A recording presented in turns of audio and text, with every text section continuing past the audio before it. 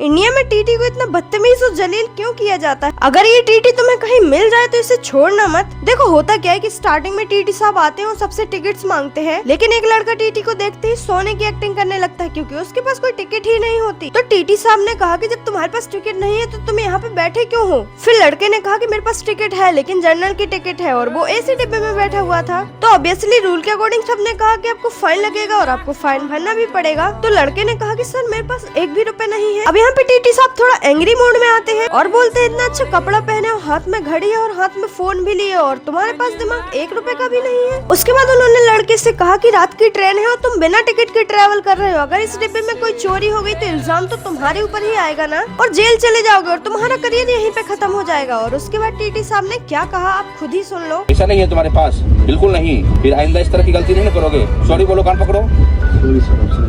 चलिए उठिए यहाँ से, चलिए जाइए जनरल डब्बा में, लीजिए अपना बैग, लीजिए अपना सामान, लीजिए बैग लीजिए, चलिए चलिए निकलिए। आइंदा इस तरह की गलती कभी मत करना। यही तो बात है ना, समझाने का तरीका अच्छा होना चाहिए, सामने वाला भी अपनी गलती समझता है।